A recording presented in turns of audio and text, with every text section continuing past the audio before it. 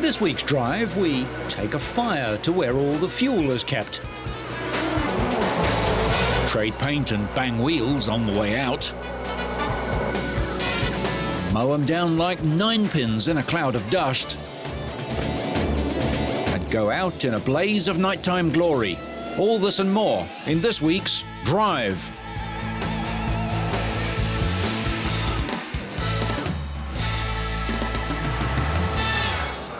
We start this week with Formula One's entry into China. The BMW Williams team recruited Chinese driver Ho Pin Tung for a test session last year. 22-year-old Tung, who hails from Wenzhou, 500 kilometers south of Shanghai, was noticed by taking 12 pole positions and 10 wins from just 14 starts on his way to winning the 2003 Formula BMW Asia Series. Tung, who is based in the Netherlands, joined the team again at a recent test session to share his knowledge of the Shanghai circuit, and he can't wait to welcome Formula One to his country. Hello friends of the BMW Williams team and Formula One fans, welcome to Shanghai. Tung is currently racing in Formula 3 with the VAR team, but knows all about the growing interest in Formula One in his homeland. He believes that the inaugural Grand Prix in Shanghai could start an upsurge of interest in the sport in China, and the signs are already good. Racing is getting more and more popular in China. I already noticed last year when I raced at the Golden Port track in Beijing with the Formula BMW. There was a huge crowd, and I'm sure when Formula One, well, the highest level of car racing will come to China, there'll be massive interest for it. The season has been a dreadful one for the Williams team. Their best points tally came in the opening race in Australia in March, with Ralf Schumacher and Juan Pablo Montoya claiming 4th and 5th places.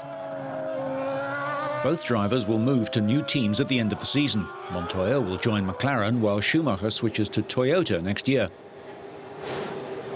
However, Montoya is still motivated for the first race in China. Well, to be honest with you, I've seen the track in a map and it looks very, very challenging. I think the thing of going to Shanghai, it's a really nice experience for me. I'm really looking forward to go there, actually. I think it'd be a lot of fun. Ralf Schumacher suffered spinal fractures after running into a wall at the US Grand Prix in Indianapolis in June. The German will get back in his car for the first time in Shanghai and is impressed by the safety features built into the new racetrack.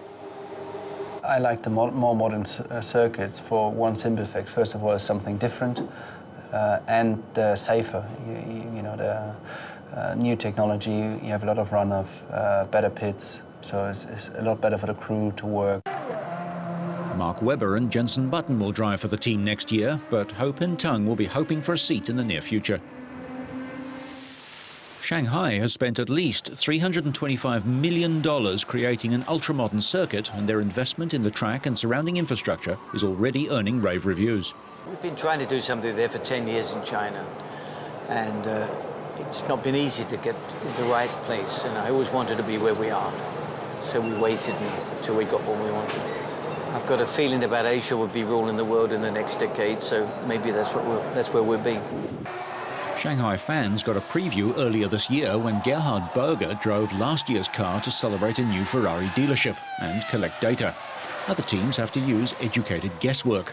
The team can use its own simulation tools, to create a very likely and generally very accurate scenario of what we'll encounter, the likely speed and performance of the cars, and of course the best way to set up the cars. We have what's the equivalent of a big Sony PlayStation, I guess, slightly more advanced, but nonetheless it's the same sort of thing, and you can get a visual of what the track will look like when you're actually driving. Some drivers, including BAR's Anthony Davidson and Jenson Button, have walked the Shanghai track to examine the first corner, nicknamed the Snail, a daunting spiral on a steep slope. When Berger demonstrated Michael Schumacher's championship-winning car there, he reported that he hadn't got a clue how to drive round that first corner, as it seemed to be 2 or 3 corners in one. He said that all of the teams would find it difficult to set up their cars to make the most of all of them. It is cambered though, isn't it? All the way around, you can see it's like... But, oh, how hard? Race officials are confident of a 200,000 full house, despite Michael Schumacher having already claimed the championship. The layout is very important to us because we want to have a good race. We want there to be overtaking, but we also want the circuit to be very exciting with some high-speed corners. The value of China as a market for the team's sponsors is huge. Last year, 6 of the 16 races were outside Europe. This year, 8 of the 18 races are outside Europe, including Bahrain and Shanghai. The Chinese market is one of the most important markets to all consumer brands and a number of major companies around the world now. They see this as the next frontier. And to have a Grand Prix there at such a state-of-the-art circuit is going to be a phenomenal sort of boost for Formula One. So China is, for most people, one of the very last major commercial opportunities available left in the world. The city of Shanghai will apparently pay $40 million a year to host a Grand Prix for the next 7 years. They'll be hoping for an exciting race.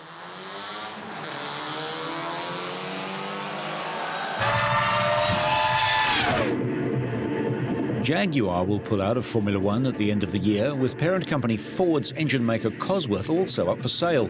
Cosworth supplies engines to the Jordan and Minardi teams. Ford earlier announced a reorganisation at its loss-making Jaguar factory, cutting 1,100 jobs in Coventry in England. Jaguar could not compete dollar for dollar with German rivals BMW and Mercedes, partners to Williams and McLaren, and it was not in Jaguar's long-term interests to be at the back of the grid. World champions Ferrari and rivals Toyota have estimated budgets in excess of $200 million a year. One of the most evocative names in motorsport, but better known as a Le Mans sports car mark, Jaguar entered Formula One in 2000 after Ford took over the Stewart team, founded by 3-time world champion Jackie Stewart. They've never won a Grand Prix and are currently 7th in the 10-team championship, a point ahead of Toyota. Ford's involvement in Formula One spans decades. Their engines powered Lotus to the 1968 Constructors' Championship and won titles with teams such as Matra, Tyrrell, McLaren and Williams. Ford engines have won 176 races since 1967. Jarno Trulli, this year's Monaco Grand Prix winner, will join Toyota with immediate effect. Former world champion Jacques Villeneuve will take his place before leaving the French team to drive for Sauber next year. Renault thanked Trulli for his contribution during the past 3 years.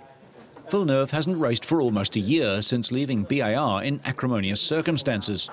He arrived in Formula One as a fast but idiosyncratic rebel in 1996 and won the title with a Renault-powered Williams the next year. The Sauber move brings Villeneuve closer to Ferrari, the team of his late father Gilles, since the team has Ferrari engines and has close ties with Maranello. Schumacher's record is awesome. Most wins ever, 82, most podiums ever, 136, most fastest laps, 65, and he's just 3 pole positions short of Ayrton Senna's record of 65. This year, Ferrari drivers have finished on the podium 26 times from the 30 races that they've started, claiming 13 wins.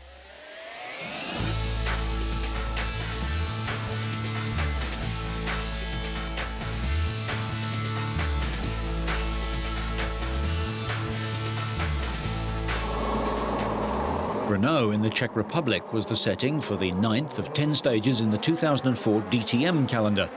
Mattias Ekström took a 13-point championship lead into the race as he closed in on a first DTM title. Starting from pole, the Swede made a great start, holding the advantage round the first corner. Frank Bieler and Manuel Reuter weren't quite so lucky, colliding with one another and spinning at the first turn. Lap 7 saw Dutchman Christian Albers hit Dane Tom Christensen as he left the pits. Christensen spun but was able to claw his way back to finish second. Gary Paffett, meanwhile, had another solid race. The Briton would finish third, enough to take him up into second place in the championship. He made a lightning-fast pit stop to edge past Marcel Fassler, who wasn't about to give up the place without a very robust fight. But there was no doubt about the star of the day, and indeed the season. It was another near-perfect performance from Ekström as he led from start to finish to claim his 4th win of the season and an unbeatable lead at the top of the standings. Just one race remains in 2004, and Ekström has a 20-point advantage over Paffett. I mean, I can really not tell you right now because it did not really sink in, but for sure I'm very happy, and the moment when I crossed the finish line, it's amazing. This was the 26-year-old Swede's first DTM title. The single remaining race of the 2004 season takes place at Hockenheim in Germany in 2 weeks' time. There was a huge crowd around the 3.2-kilometer oval in Fontana, California. The NASCAR race began in 36-degree heat in the late afternoon and ended in the cooler temperatures after dark under California Speedway's new lights. The event was round 25 of the 34-race series. Brian Vickers started on pole position and led several times during the 250-lap, 4-hour race, but would end the night in 13th place. The first caution came out on lap 33 when J.J. Yeley spun in turn 2 and then was slammed by Brendan Gaughan. The replay showed Yeley high on the track with flames coming out from under his car before Gaughan crashed into him. Check it out. Later on lap 72, Greg Biffle blew a tyre which did some damage to his rear end but managed not to involve any other cars in the wreck. Yeah, you guys got a lot of... Jimmy Spencer lost control of his car on lap 116 and took Shane Himmel with him onto the infield grass. And just gets into Biffle, which Shane Hill was right underneath him, although Shane looked like he was sliding up the racetrack anyway. I think Biffle came down to try. Then, from a restart after a caution due to debris on the track, Kurt Busch lost control on lap 178, but the rest of the field managed to avoid the trouble. Got arrow loose. I think that's right. I think he was really gave him the slide job off the corner and about.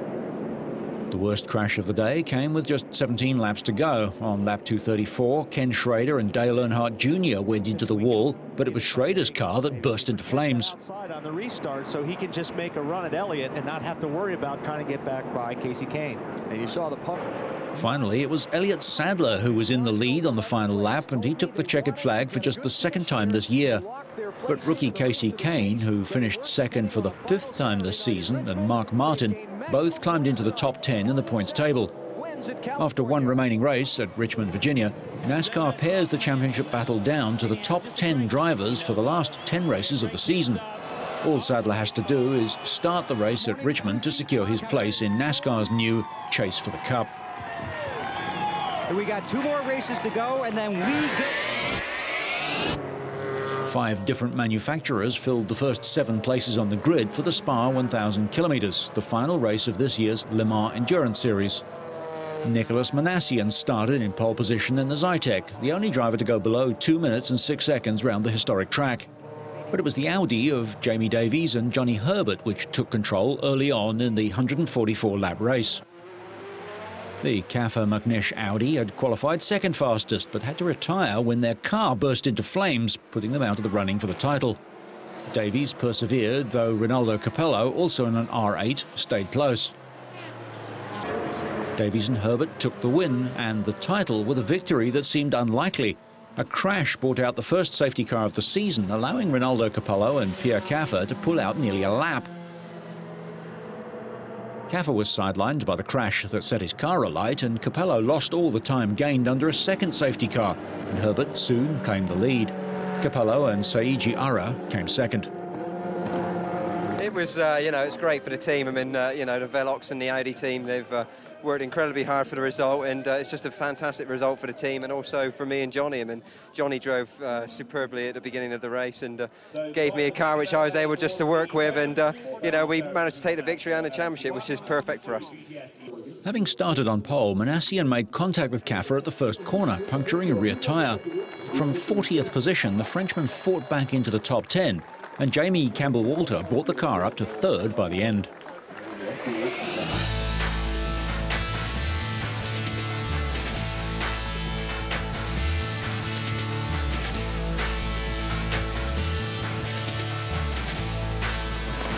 The 8th round of Speedway's Grand Prix season took the competitors to the Grand Prix of Poland. Local hero Tomasz Golob forced a rerun in the first semi-final when he took out Norway's Rune Holter on the first bend. Initially, it seemed that Holter might have been injured in the crash, but he got up to stay in the competition. Australian Lee Adams got the best start as the quartet got away more cleanly the second time around, but it was Golob who came through to qualify for the final. Holter held off Adams and current world champion Nicky Pedersen of Denmark to grab second, forcing both Adams and Pedersen out of the Grand Prix. With the world title still up for grabs, points leader Jason Crump was the man to beat, and Gollop was the man to do it. The second semi saw Australian Crump ease his way into the final, with his closest challenger in the standings, Tony Rickardsson, taking second place. There was disappointment for the Polish crowd as Jaroslav Humpel was eliminated along with Britain's Scott Nicholls.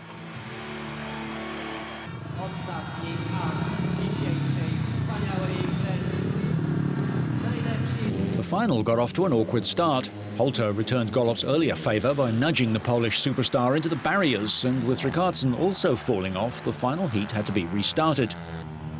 Multiple world champ Rickardsson wasn't going to miss the final, though. When they got away a second time, it was Gollop who took up the running and never looked back.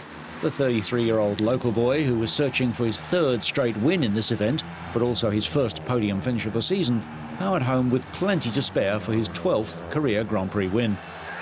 Crump kept out Rickardsson to take second, with Holter a creditable fourth, his best result of the year. While Gollop made several victory laps for his ecstatic supporters, it was clear that with both Crump and Rickardsson both scoring well, Pedersen's reign as world champion will end at the final round of the season. Greg Hancock's 13th place finish knocked him out of the running too, leaving Crump and Rickardsson at the top of the log. They will battle it out for the world crown at the Viking Ship Stadium in Hamar in Norway. Only a complete disaster could have prevented Stefan Everts from securing an 8th world motocross title at the penultimate stage of the 2004 season in Ireland.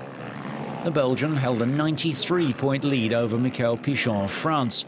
It would take 4 non-finishes from Everts and 4 victories for Pichon to deny him another title.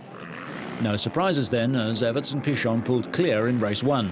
The Frenchman won, but 22 points for second was enough to win the title. Stefan Everts is the most successful rider in motocross world championship history.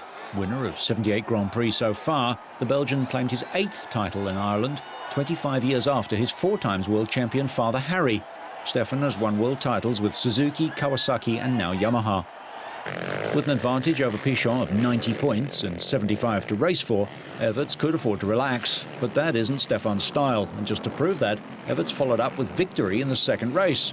Second place went, perhaps unsurprisingly, to Michael Pichon. Third went to New Zealand's Joshua Coppins, as it had in the first race. The final stage of the championship takes place at Sun City, South Africa, before the Motocross of Nations at Lierop in the Netherlands a week later. Everts could conceivably end the year with over 700 points, the equivalent of 28 race wins. He will defend the title next year and could set even more records before retiring. Another world champ was crowned at the final event of the Outdoor Trials World Championship in Switzerland. Dougie Lamkin's 7-year reign as world champion came to an end despite 2 superb performances in the final event. It would have required superlative riding by Dougie Lamkin and catastrophe to befall Takahisa Fujinami if the Japanese was to miss out on the world title. 40 now! Lamkin kept his side of the bargain. The British Repsol Montesa rider did as much as he could to hold on to his crown, taking the top honours in both Saturday and Sunday's events.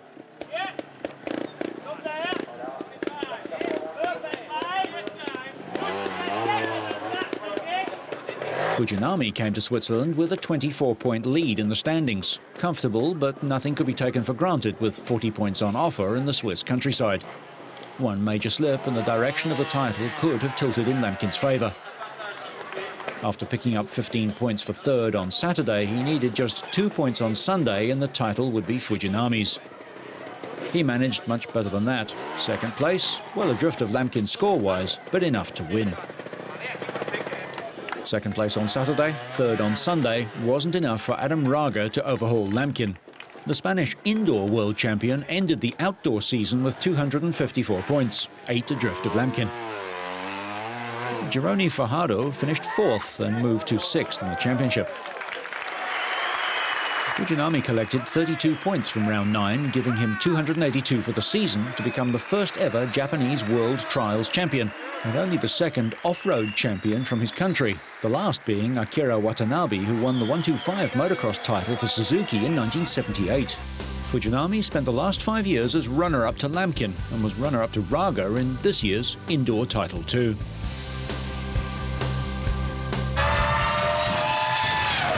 The MotoGP season has a few rounds still to go, but the latest event was in Japan, home to the four giants of the motorcycle world. Yamaha's world champ Valentino Rossi leads the title chase. Japan's Makoto Tamada claimed his first pole position for Honda at the Pacific Grand Prix, but he lost the lead of the race almost immediately after a slow start. Suzuki's John Hopkins collided with Loris Caparossi's Ducati, causing a crash that would force Americans Nicky Hayden, Kenny Roberts and Colin Edwards out of the race. Italians Max Biaggi and Caparossi were also out of the race on the first corner. The slight gap which formed behind Rossi was quickly made up by Tamada, who chased the Italian over the opening stages of the race and made his attack on the sixth lap, taking the lead to the delight of the record 67,000-strong crowd. The pair went head-to-head for the remainder of the race, but Rossi was unable to match Tamada's electric pace in the closing laps. Further down the field, another local favourite, Kawasaki's Shinya Nakano, was battling with Marco Melandri's Yamaha for third place in Kawasaki's best ever showing. Once he'd passed Rossi, Tamada opened up a big gap on the way to a second win of the season. He also won the Rio Grand Prix earlier in the year. He completed the 24 laps of the 4.8-kilometre Motegi circuit, 6.1 seconds ahead of Rossi. Nakano completed an incredible home race for Kawasaki with their first MotoGP podium. Title challenger Sete Gibernau was bitterly disappointed with 6, which leaves him 39 points adrift of Rossi. No points for Max Biaggi, again, ends his title challenge. Spaniards Daniel Pedrosa and Tony Elias scrapped their way to the checkered flag in the 250cc race. Standings leader Pedrosa claimed his 5th Grand Prix win of the season. Elias held on to second, with Japan's Hiroshi Aoyama finishing third. Reigning 125 champion Pedrosa is looking good for a 250 title too, but there's plenty of action ahead for the runner-up position. 2 weeks after his first non-scoring race of the season, Andrea Dovizioso bounced back with victory in a crash-strewn 125 race, interrupted before the halfway mark. The Italian cruised to a 4th victory as compatriot Fabrizio Lai edged out another Italian rider, Simone Corsi, into 3rd place. Dovizioso's consistency is paying dividends in the frantic 125 class, although the 2nd and 3rd places will almost certainly go right down to the wire. There was no shortage of excitement in the super final of round 4 of the hybrid Supermoto World Championships at Sachsenring in the former East Germany. With 3 different winners in the S1 class, the 2004 season is the most exciting since the creation of the series 3 years ago. Maintaining a lead proved difficult in a hugely competitive race as Bernd Hiernier was chased by Thierry van der Bosch with Walter Baltolini 3rd, Fabrice Guyot 4th, Max Manzo 5th, Boris Chambon 6th and Gerald Delapine 7th. Ivan Lazzarini was Chambon's closest rival for the title, but a crash in the 2nd semi left Lazzarini in hospital with a broken foot, his world title hopes in tatters. After grabbing the lead from Hiernier, van der Bosch led for most of the final. On lap 18, Gerald Delapine surged past, dragging several others in his wake. Sapped by a viral problem, van der Bosch wilted in the face of mounting pressure, dropping to 4th by the flag but staying ahead of champion Eddie Seal. Delapine took the flag 1.2 seconds ahead of Hiernier, completing a Husqvarna 1-2. Max Manzo was 3rd. Delapine won the first Supermoto of his career. He's won a couple of motocross Grand Prix in the past, but there aren't many riders who've won Grand Prix in 2 different sports. So, whether you're driving a dying breed, scoring another title, or just happy to win at home, so you stay on track and up to speed, make sure you catch next week's Drive.